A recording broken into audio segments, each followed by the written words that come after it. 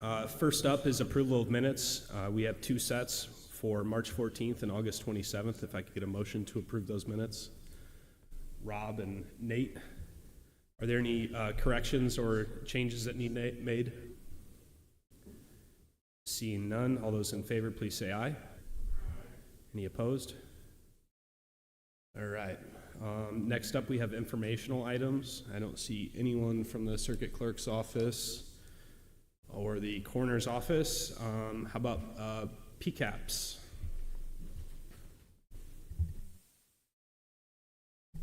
Welcome.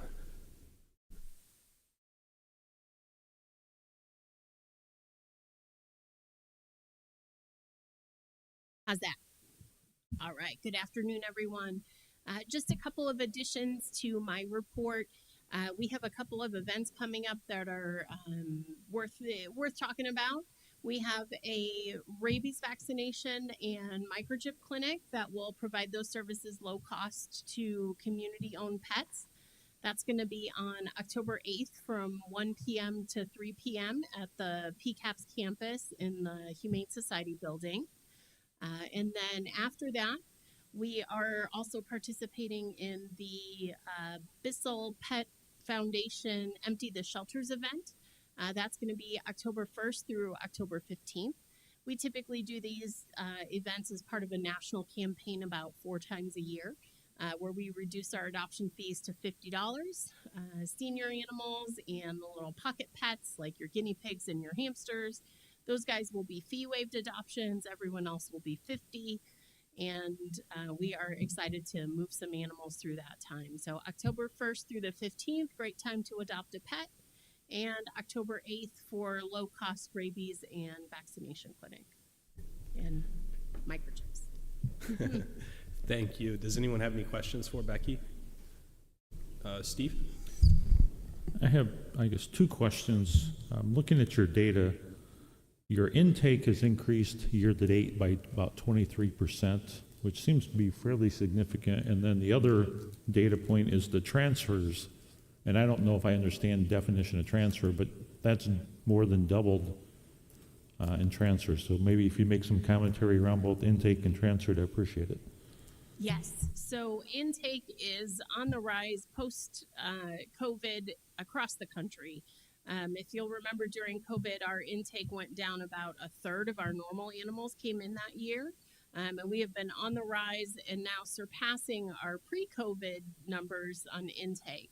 And that's the trends that we're seeing across the country. We believe that nationally, organizations probably brought in more animals from other places and bred more animals, and now we just have more animals in the community, which keeps us more and more busy with intake.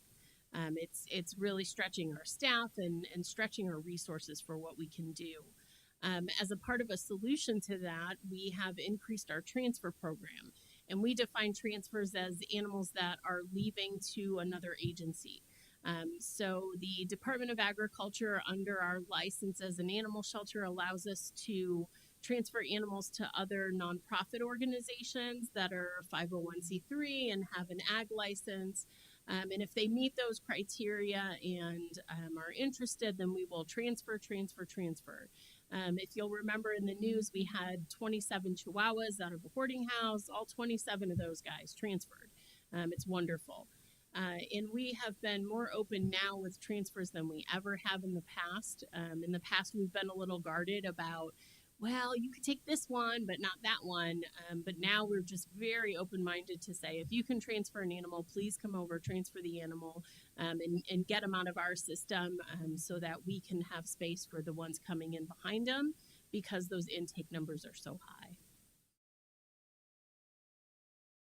All right. Any other questions? Okay. Thank you, Becky. I see the circuit clerk is here with us. Bob, do you have an update for us today? Everything's going good, looks good. We lost a lot of our temporary help right now, but we'll get back. Thank you.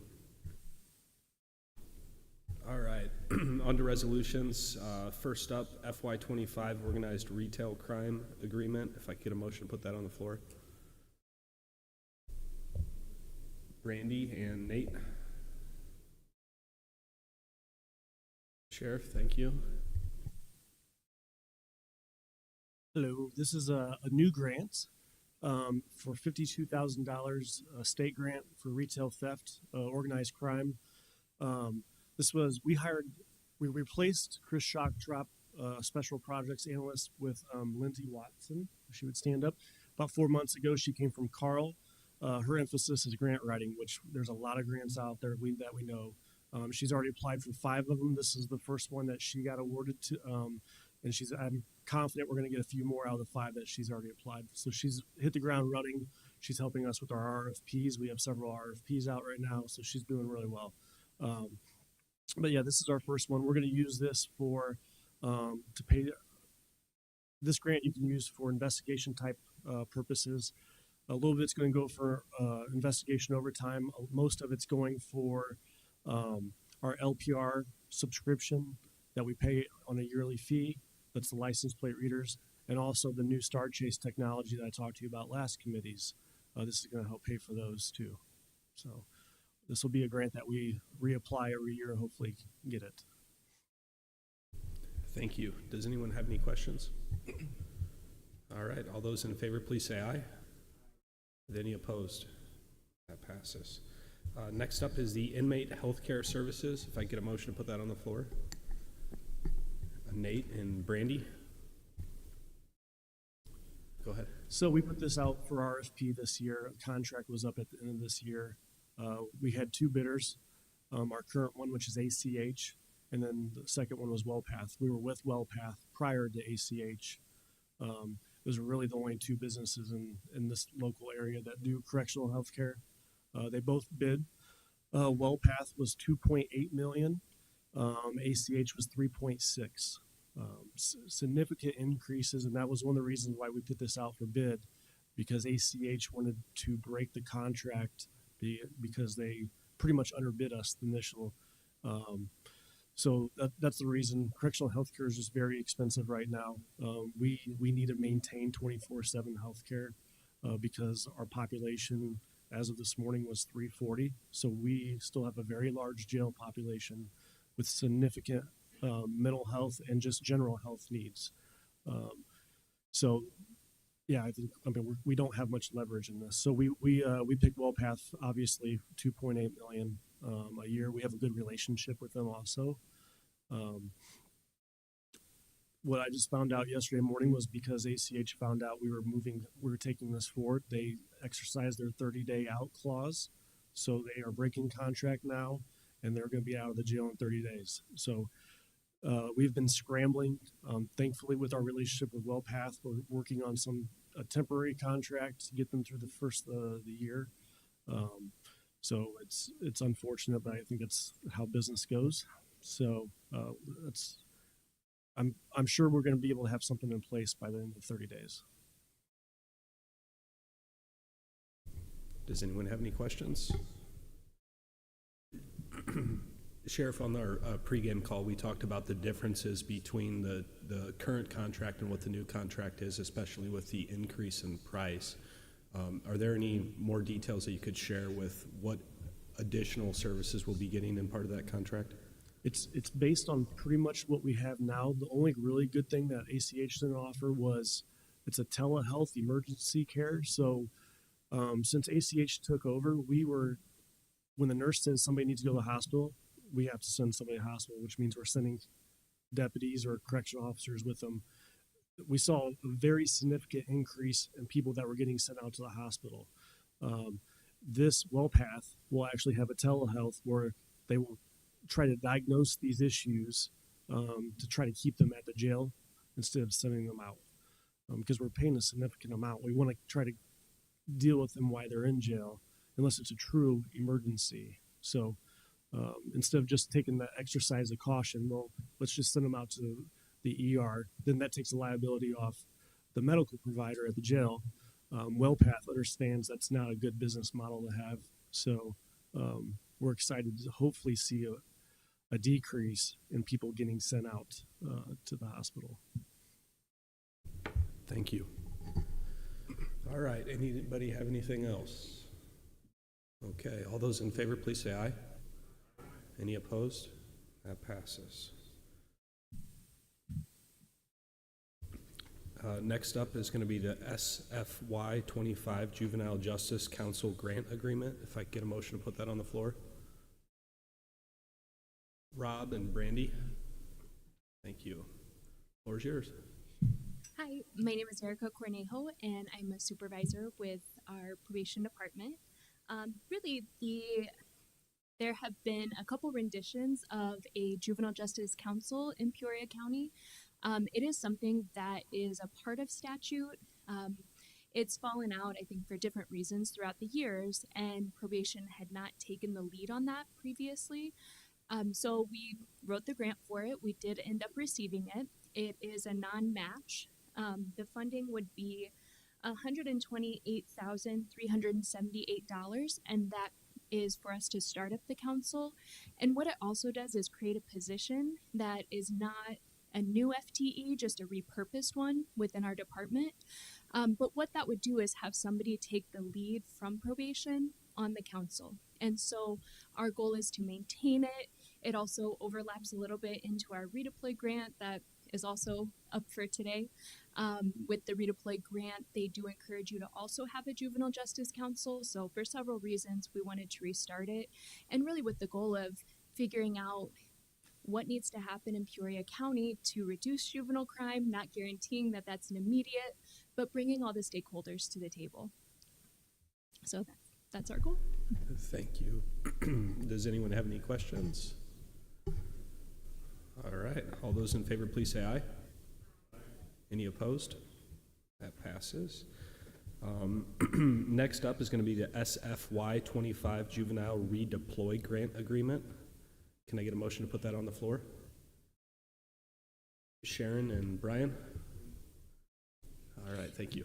So this is just going to be a continuation of our previous year's grant. This will be our third year. We had really the planning grant was the first portion. Last year was our first year up and running, and then this would be for our second year up and running again with this as well. The funding is mostly the same. There are some changes, and some of that is due to the therapist and the cost that does come with it, but it does provide us a direct therapist for all the youth in that program, which is a major barrier for us. So it is a really important part of our services. Does anyone have any questions? Member Ricker? Maybe not a question, more of a future request. Since you've had this program running for over a year now, I'd like to see some results or outcome of how this has helped in the case management for the redeploy. So maybe in a future committee meeting, we could schedule the information session on the success and how the program's moving and future recommendations, how you'd like to see it continue. Certainly, yes. All right. That's a good point, thank you. Anything else? All right, all those in favor, please say aye. Any opposed? That passes. Next up is going to be the SFY 25 Adult Redeploy Continuation Grant Agreement. Can I get a motion to put that on the floor?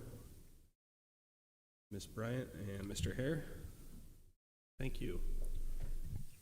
Good afternoon. Rob Askins, Chief Adult Probation. We are looking at a continuation grant for our Adult Redeploy Illinois program. It's a continuation grant. We were first awarded this grant in 2013 and have been approved every year since. It is a enhanced supervision program where individuals are just contact standards are increased. It also funds electronic monitoring. Originally, this was for nonviolent offenders only. However, ARI has approved that it is available for violent offenders. Some current changes we made to state fiscal year 25 in working with our state's attorney's office. We are now any individuals that may be placed on probation for a firearm offense will be supervised by the redeploy unit, which funds 2.5 positions. It's at 100% for the 2 officers, and then 50% for the supervisor assigned to that unit as well. That is all fringe, salary, etc., is 100% funded. Thank you for that. Does anyone have any questions? Member Ricker. Yeah, Rob, I would have the same ask for the adult redeploy. I know in the past years, your department has given reports, so if we could continue that, that would be great. Absolutely. Thank you. Yes, sir. Thank you. All right. All those in favor, please say aye. Any opposed? All right. Next up, we have the Canine Sensory Garden Donation Award. If I could get a motion to put that on the floor. Member Williams and Member Renault. Welcome back. All right. If you will remember, a couple of months ago, I brought before you a sizable donation for the Canine Sensory Garden from an anonymous donor that was approved. We have moved forward with the Canine Sensory Garden project. It's actually a fenced-in portion of the wooded lot behind PCAPS, which will be a quiet area for the dogs to go with a staff member or volunteer that allows them some different exposure to different substrates and different materials and things that we'll be able to change out of that play yard. The Humane Society has come forward with the last $900 to round out the project, and this is a donation from the Peoria Humane Society for that. Thank you. Are there any questions for Becky? Seeing none, all those in favor, please say aye. Any opposed? That passes. Last up on resolutions is the opioid litigation settlement funds for R1 Learning System app for drug court participants. Can I get a motion to put that on the floor? Member Renault and Member Elsasser.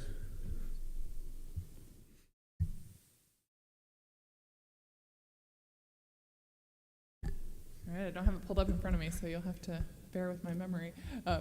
So the state's attorney Hoos entered into litigation in the opioid lawsuits that I'm sure you've heard about in the news, nationwide lawsuits against the opioid companies. We joined in and have received over $1.1 million in settlement funds already over the next 14 years. I think the additional 3.1 million are set to be received. The resolution that's before you today is taking that pot of money and assigning an expenditure line item so that the first expenditure can be made out of those funds. It's for an app that the probation department, no, drug courts. The drug courts are going to use. It's a $5,000, I think it's below that $4,400 app, and they'll be able to use that to help defendants who are part of the drug court program to monitor, stay in touch. They'll have 24/7 access to resources, counseling sort of services. So an exciting piece of technology to bring to the drug courts, and obviously the settlement of the opioid funds and getting such a large amount of funds that will be used to fight and combat the opioid crisis and the effects of that. All of that money will go towards initiatives such as this. So yeah, the resolution is for the expenditure line item, and happy to field any questions. Are there any questions? Member Recker. This is my last one for this meeting. I guess, I looked up and tried to study a little bit on the R1 app, but is this part of a larger strategy because of the 1.1 million and the 3.1 million that in the next 10 years or 14 years, I assume there's a larger strategy maybe behind this? And I don't know if you have anything you want to articulate. Is this step one of something bigger, or is that to be defined? I would say probation can weigh in, but I think it's not necessarily step one of a defined plan. I know that State's Attorney Hoos had a press conference last week where she is seeking input from the community. If anyone in the community doing this type of work has projects that they want funded, we'll take a look at those. seeking input from the community, people doing this work on the use of the funds. So I wouldn't say that it's step one of a larger process, but I'm sure that the drug courts will be, especially as technology develops. I'm sure they'll have more requests and things that we can do through the drug courts and utilize this money. But I wouldn't say it's part of a larger plan at the moment. Is that fair? Yeah, okay. Anybody else? Excuse me. All right, all those in favor, please say aye. Any opposed? Any public comment? Any miscellaneous? All right, we're adjourned.